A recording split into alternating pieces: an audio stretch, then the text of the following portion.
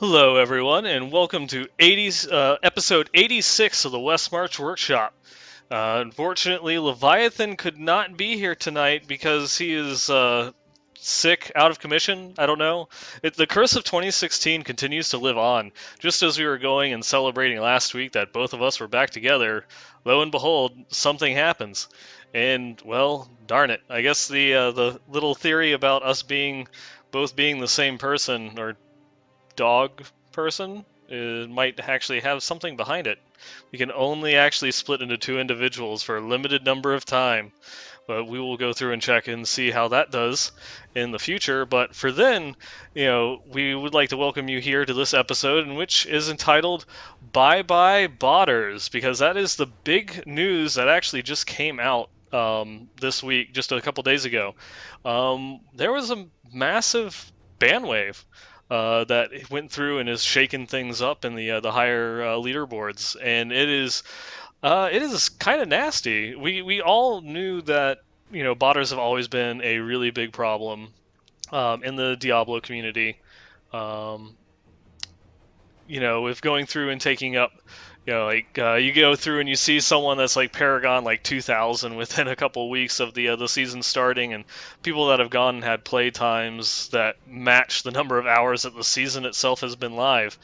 And it just makes I know not for me as much because I've never participated, in the higher end leaderboards, but like someone like Leviathan that wants to go through and make top 10 and have to compete with people that are botting and just getting this huge Paragon lead and having that as an advantage. If someone is 1,000 and a half, 2,000 more Paragon levels, then how are you going to be able to try and compete and do the same Paragon level, do the same Grift levels that they're doing? But it looks like, like across the board, someone on Reddit actually went and put together kind of like a little infographic comparing the new leaderboards to Diablo progress, and have noticed that in many cases, like across all the classes, like 30% of people in just the top 20 ranks had gotten removed. Some of them, I think it was the Wizard, was one of the worst. That 9 out of the top 20 people had been banned, and that there were some people that had they were in the top 5 of every single class for the season were just gone, and half of the 4 player ranks, 4 player leaderboards are left. There are many of these like big clans like SOS and such, which have just been eviscerated. That there's only a few remaining members that haven't gotten banned, and some of the other things that people have been posting from some of the bot forums and such is that these have been permanent bans, whereas in a lot of situations prior to that, they ended up only being like a temp ban or like a only for a couple months or something like that. But it seems that the majority of these have been permanent, and so who knows? Will they come back? There's always going to be some people that go through and do it, and they'll just buy a new account. I don't know if it is going to be like IP bans or what have you, but we'll have to go through and see. I I really, really am excited by this, though, and I'm sure if Leviathan was here, he'd be going and talking about it as well, because it's good to see, something being done, especially people that practically, stream that they're botting, and that they go through and, kind of like wear it with pride that, yes, I'm cheating, do something about it. Well, something's been done. And a lot of them are going and then complaining about it. Well, I didn't bot today, but you've been botting the entire time, so it doesn't really matter. Good riddance. I hope you all stay away and bring a little bit of fairness back into those top leaderboards and competition. We'll have to go through and see. But we do have some other things to go through and talk about, though that one is probably the top of the list there. We were talking on the last episode about the Reaper of Souls giveaway. Apparently, I'd gotten some of the dates wrong. You actually have until April 4th to participate in the Diablo giveaway. So go ahead, head over to the main Diablo website and register for that Reaper of Souls 2-year anniversary giveaway. You can win. There's a whole bunch of prize packs with like the Goblin plushies, the Diablo chess set, and such. And just for entering, you get 20% off of anything anything in the Blizzard Gear store related to Diablo besides the Polystone Diablo statue from Sideshow Collectibles. It's the only thing that's excluded. So you can still pick up like the chess set for 20% off and such. Um, we also found out that the PTR for a patch 2.4.1 is going to be ending on March 31st. It was a pretty good indication that we're they are going to be doing a real quick follow up. That we do have, in fact, only a 3 month season. It will still be another day or two before we actually would get the 2 weeks warning for if they actually end the season on, I guess that would be April 17th, for that 3 week marker there, and then we'll hopefully see shortly after that when season 6 and patch 2.4.1 will drop. I know personally, I was hoping that we might get like 2 or 3 weeks in between the seasons, but it looks like they might be really quick on following up with that, and so we might only get like a 1 week window, hopefully at least 2 weeks in between the season end and the start of the next season. But we'll have to wait and see. Um, then also speaking of the PTR, there was a couple of things that we had mentioned on last week's episode that we wanted to go through and actually come and find. Let me go through and find that real quick. There we go. So some of the speculations that we had in regards to last week when we found out what the conquests were about what your season journey might look like, and what you might have to do for those people that don't play seasons. They're only doing it for the stash tab and such.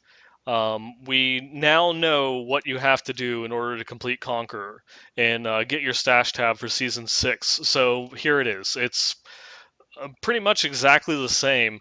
Kill Greed on Torment 10, clear level 60 Griff, finish a Torment 10 Rift in under 4 minutes, level 3 Legendary Gems to 55, complete 2 Conquests, and then kill Rakanoth at level 70 in Torment 10 in less than 15 seconds. So they shifted it around a little bit, but it's more or less exactly the same. The unfortunate thing is that yes, at the champion tier, you do still have to master a set dungeon. So somewhere along the way, in order to get that stash tab, you will have to master a set dungeon to get it completed all the way through. We also know what is required in order to get all of your Hadrig's gifts. Two things have stayed the same. You have to reach level 70, you get your first 2 pieces, and then there's also the Greater Rift, complete a Greater Rift 20 in order to get another 2 pieces. Now, instead of killing Zoltan Kuhl on Torment 2, you just have to kill Iswal on Torment 2 in order to get it. So, more or less the same thing. I guess technically they made it a little bit harder because it takes longer to run to get to Iswal than it does to get to Zoltan Kuhl. Cater, no longer catering to casuals. I guess we'll never know. We'll never know. But uh, that's it. I mean, and for those that are interested, the Guardian tier is exactly the same. The complete a level 70 solo, reach level 70 on hardcore, complete 3 conquests, level your 3 gems to 65, complete a torment 10 rift in under 3 minutes, kill Malthael on torment 10 in under 45 seconds. But something that a lot of people have been going and commenting on is the fact that the conquests for this season are much easier. Or not for this season, but for season 6 are going to be much easier. So that might be something at least to look forward to. If you're struggling with completing that final conquest, I know that's the same thing that's holding me back this week as opposed to last week. Is I still have that one conquest that I still am left to complete. I am slowly trying to build up some sets on my Witch Doctor so I can master the 8 set dungeons. I might give up on that one and go and work on something else. I'm not quite sure. I'm not. I guess as much as I want to enjoy the set dungeons, it is kind of pushing me a little bit more in the direction of not liking them so much. Which of course seems to be a rather common sentiment, with feedback that we've been getting here on the show. And speaking of feedback on the show, there is one other thing that I did want to go and follow up with. A couple episodes ago, we had mentioned the some of the things. Uh, Sorry, it was episode 84 when Jay Howell was on the show as a special guest. We had mentioned that they had all these new job postings for the unannounced Diablo project and how some of the things in it were kind of pointing towards it being Diablo 4 as opposed to expansion number 2. And I couldn't remember the name of the person that went through and had tweeted us, that hey, look, here is um, hey, look, here is this info that I found. And that was T2000X on Twitter that wanted to go through and say that it's specifically the PBR, which stands for PASP Blue Ribbon or Physical Based Rendering. I'm going to go with the physical based rendering and about how that looks like, and that it was. That's closer tied to things that they need in Overwatch and in the Overwatch engine, and that is not something that you really see in Diablo at the moment, and would probably take like an engine upgrade or something along those lines. So it's pretty interesting going through and seeing some things like that. So big thank you to T2000X. For going and following up on that. Sorry, couldn't remember your name. We didn't add it in the show notes for that episode, and I could not go back and refine the tweet. It got buried rather quickly, so wanted to go and give a shout out, where credit is due. The only other big thing that we've had this past week, as far as stuff from Blizzard, is uh, I guess we have a little anniversary treat that they went and gave us. This one is going to be kind of a sorry for the people that are listening on iTunes and Stitcher, because this one is completely visual.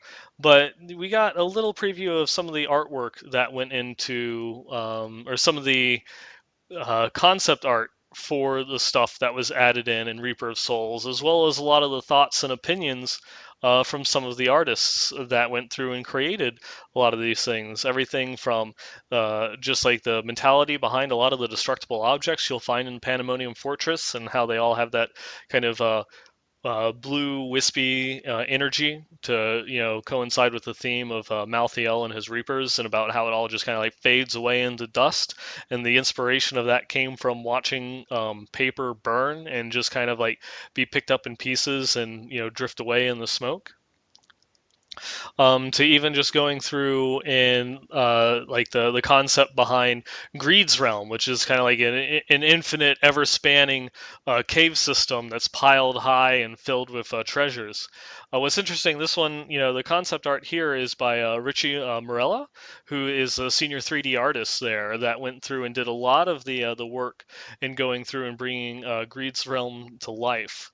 Uh, and we have another shot of just like Greed's throne and some stuff in there.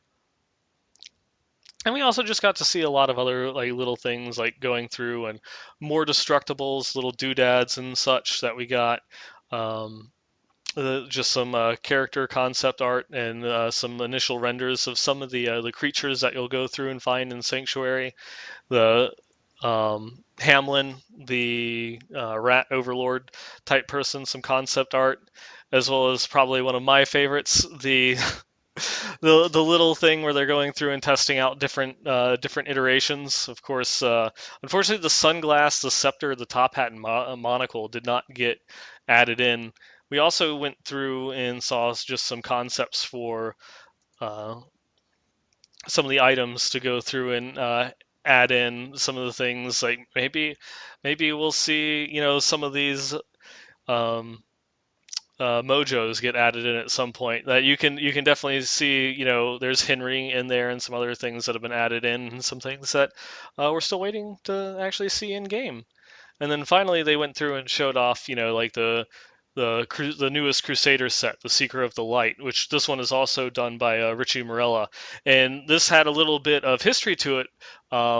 He got to go through and work with one of the concept artists, and he wanted to do more character work because previously, as a 3D artist, he had been doing environments and things of that nature. And this is actually a story that he shared with Stephen and I at BlizzCon. He approached us at the Slaughtered Calf Inn and just wanted to let us know that he was a fan of the show. So definitely a big shout out and thank you for listening to us ramble, or I guess in this particular situation, just listening to me ramble. And he really wanted to kind of like bring forth like the concept of the Crusader itself, and about how like the armor is passed down from one Crusader to the next, and you kind of take on that mantle, that name of that the apprentice takes on, the mantle of his previous master, and that this one actually does have the skull of the original Crusader whose armor this belonged to. Is literally, donning, the countenance of his former master, or his master's masters. However far back it goes for the past, 200 years that they've been going and wandering around in the Kyrgyzstan wilderness. But yeah, this one was one of those things that really came out nicely. It's a beautiful set. Hopefully, if some of the improvements were coming in season 6, it will be a bit more usable. But yeah, the nice little treat that we went through and got there with going and seeing all that art. I definitely recommend going and checking it out, so that way you can hear all of the artists sorry, all of the artists' thoughts and ideas and things that went into designing a lot of the things that you see in the game. And you can check that out on the main Diablo website. And I guess one of the only final things that we went through to go and have to talk about is actually something that Steven went and sent in, that he wanted to show off the Season 6 pennant from the PTR. Which, if we can get this to load up, there we go. Just to go through and give you an idea of what that pennant is going to go and look like on your characters. Of course, there he is playing Katniss, his demon hunter, which he's been spending a whole lot of time on the PTR going and playing with. But yeah, so you can kind of have an idea of what that's going to look like once that comes live in Season 6. And from there, I'd like to go and move on to a little bit of feedback, so to try and get through these backlog of emails that we've been getting lately. But we're going to go through and press on with the community feedback section. We will get caught up eventually, I promise you this. And so our first email here for tonight, this one comes in from Scott. Misa sup fellasas, again with the Jar Jar. Always with the Jar Jar. I know you people do it out of love, I hope, and not out of hatred, because that's what it inspires in me, is nothing but hatred. He just wanted to go and ask a couple questions. Where are the best ways to get Death's Breaths? I get a steady amount on Rifts, but it is a trickle compared to, say, a cube recipe. How much, say, per one level of experience do you guys get at Torment 10? With doing 5 characters that I cycle through, I do 2 levels per character and then switch to a new one. I am down to only 3k Death's Breaths left, and those cube goodies are expensive. If you have 3,000 Death's Breaths, why? I don't even know. Gosh, I wish I ever had 3,000 Death's Breaths.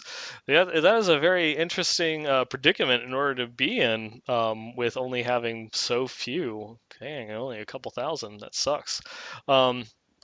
But honestly, I mean, if you just go through and speed run Torment 10s and just click up every Death's Breaths that you find. Another way is if you are going and doing some like Torment 10 bounties. Some people will use the Sage set, so that way you pick up a little bit more, but honestly, the amount that you get just on Torment 10, especially cutting through a bounty real quick with like another type of speed run, you pick up a ton. And that the Sage set might actually like hinder it, because it's only increasing the set drop by 1. It doesn't double it, so you can only get at most 3 instead of 4.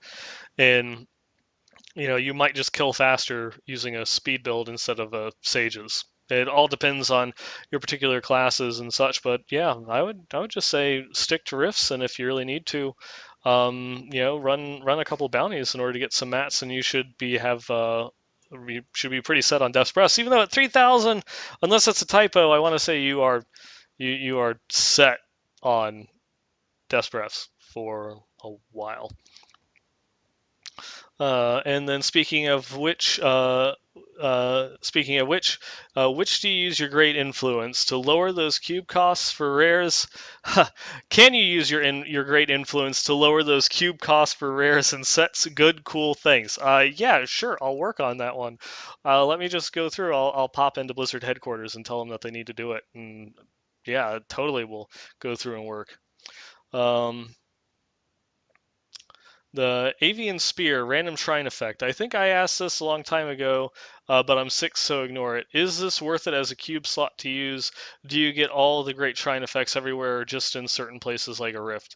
For that one, it's it could be nice going through and um, getting the shrine effect off of that, but it rarely will it ever be more effective than using something else pertinent to your class. It seems that you go and you kind of cycle through all of the character classes, but I mean even something general like a furnace is going to provide you with a much greater effect than those random shrine bonuses, which you could also just get by going and clicking through and grabbing some shrines.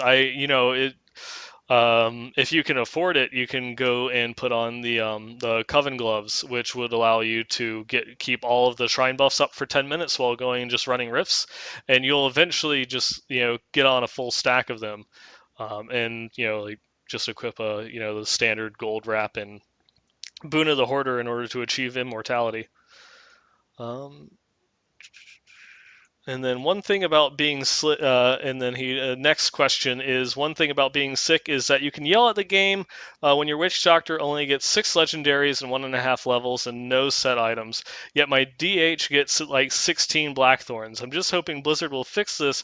Even though I yell at the game, we can hope. Still trying to get decent witch doctor sets. It's kind of funny. We're actually in a similar situation right now. I cannot get any sets to appear on my Witch Doctor, so he barely even has any gear at the moment because I just farm up blood shards on the Demon Hunter and then spend them all on the Witch Doctor. And all I have to show for it is 2 pieces of Helltooth set that I actually found on the Demon Hunter, not on the Witch Doctor. But yeah, well, and then, of course, it follows up with a PS9. When will you endorse Jar Jar for Senate, since this is the election season? Well, given the fact that, I guess that is a necessary evil in order to get the creation of the Galactic Empire, I'm going to have to, or something along those lines. Or actually, he never was like endorsed for the Senate, but was just he was the fill-in for Amidala when she wasn't present. So some guy that was never even elected into office was responsible for creating the empire. Sounds like some House of Cards stuff. Uh, but moving on, going on, we have another question here from Philip that wanted to ask a console question. Hey guys, love listening to you while playing some Diablo on the Xbox One. You guys give a lot of great info from every area of the game. A couple of times I heard you guys giving some love to us console players. Just wish Blizzard would do the same. I know that hackers ruin it for us, but why? Because we have seasonal journey, and more importantly, why can't we have seasonal journeys, and more importantly, leaderboards? I want to keep track of my best greater rifts with each character, and so I'm knowing my best with each character but he is keeping track of each of his best characters through Microsoft Excel. What is your thoughts about it if Blizzard will finally show us love on seasonal journeys, and adding in leaderboards? That one, unfortunately, is not something that I think is going to happen anytime soon. Just for the fact until they can have some sort of closed system, which is probably not going to happen anytime soon. With able to better track and monitor the kind of the game system there for the console players, they're never really going to add in leaderboards. The seasonal journeys they mentioned at some point about going and adding into consoles. that they felt that they could easily go through and do that, implement some form of seasons so you can at least get the seasonal journey on consoles. But then later on ended up retracting that and saying that it wasn't something that they were pursuing, but they would still leave that option open should they feel that it would go through and get added in. But at the moment, it seems that they're not even going to be adding in the season journeys, which is something that I think would actually be really cool. Because especially for me, playing in a season is more about like the seasonal journey, going through, starting over, creating a fresh character instead of going and trying to race for the leaderboards, which is what you're more interested in. But I would really like it if they added in season journeys into um, the console players. I don't remember, or I'm not sure if they said exactly the reasons why they kind of had uh, stopped talking about the idea of adding the seasons back onto consoles. Because even if they did, again, they would not have any type of leaderboards just due to um, the level of hacking and cheating that can take place on the consoles. But you would at least get like the seasonal journey, so you can go and have that feeling of playing the season, the fresh start, and have the journey to go through and get into. Um, Though I guess that would also mean that they would have to like take away like the stash tabs because with each of the updates, like when patch 2.4.1 update comes for the Xbox One and the PS4, you'll get your new stash tab instantly without having to do anything. It just unlocks for you, so you're good to go on that. But yeah, we'll have to wait and see should Blizzard actually change their minds on that. But again, I would not hold my breath for leaderboards, but maybe one day they'll do the seasonal journey. This next one comes from Payne the Risen. Hey guys, I finally got my computer built and got back on Diablo. I hadn't played since Holy Shotgun Crusader was a thing, except for a week or two during Season 3. Wow. Holy Shotgun Crusader. Gotta love that build. That is definitely a throwback. I decided to switch up my 10 years of Crusader Paladin tropes and run a monk. This was last Saturday, and given that this email was from March 7th, that is actually now many Saturdays ago. I just cleared Greater Rift 60 solo. My previous personal best was 37. I hit Paragon 450, and my non seasonal tune from back in the day is only Paragon 315. Rock and roll. Your tips really helped. Steal the followers' weapons, rubies for leveling, roll armor upgrades, weapons, etc. By the end of the first week, I had been playing with people 200 paragons higher and holding my own because I think that they aren't fishing for sets or weapons as efficiently. I have listened through all of the casts and I really appreciate your help. Listening to your excitement about Season 5 got me back in. My feedback for the show. I don't have friends that play or a group. I went out and bought a gaming headset this weekend and downloaded Discord. I really want to be a part of the Diablo community, even though I am a pretty plebe. I was a little disappointed that the voice chats were empty over the weekend. I will keep trying. P.S. I have two ancient Shinlongs with Ronald McDonald's that I haven't rolled.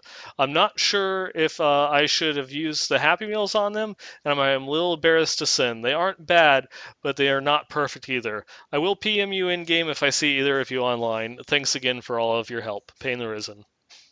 Don't don't ever be embarrassed about the items that you'd want to go through and send in. By all means, send them so that way we can go and take a look and maybe better answer that question.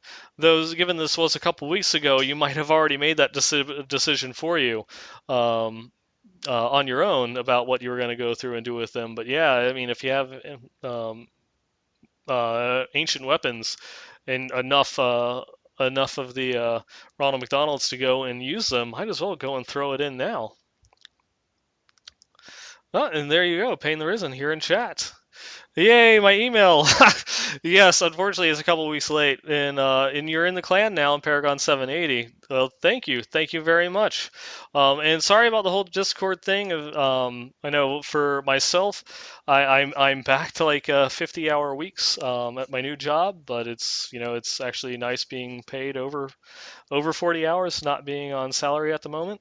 But yeah, we'll hopefully be able to get back in there and get rolling. I know that I have to get back on it and get rolling before this season comes to a close within like the next couple weeks here, in order to get one of these conquests done. But before we go through, and Smitch is asking, what's a Ronald McDonald? It is Ron Molodny's gift. It's just a little in joke that we have here on the show. Ronald McDonald's, Ramalana Ding Dongs, whatever, what have you. Um, the gift of Travis Day, if you will. That's not one that we've used, but I'm just making stuff up because, well, hell, I can. That's only me on the show. Leviathan isn't here to keep me in check. I can do whatever it is that I want. Um, and what I want right now is to go on to items of the week. Unfortunately, it is a little bit tiny this week as far as the items that we have to show off. Our first one was sent in by E7, a longtime clan member and listener to the show. This one is, or actually, sorry, not a clan member, but listener of the show. He has his own clan. This one is an ancient manticore that clocked in at 3,312 DPS. It also he's re-rolled 10% damage. It came with 910 dexterity, increases attack speed by 7%, increases cluster arrow damage by 77%. Has been augmented for the increased 350 dexterity by sacrificing a level 70 gem. Very nice, very nice. And then also, of course, the secondary bonus has the 10 maximum discipline and reduces the hatred cost of cluster arrow by 50% with a Ronald McDonald's in there for the socket to be added in. Our next item coming up here, sorry for the delay there, is this one was sent in by Sinewave. He's a console player, and he wanted to go through and send in this Blood Brother that he had found. Now, the damage number itself is a bit high, but that's because I'm just going to go and point out there he does have a ruby socketed into the weapon at the moment.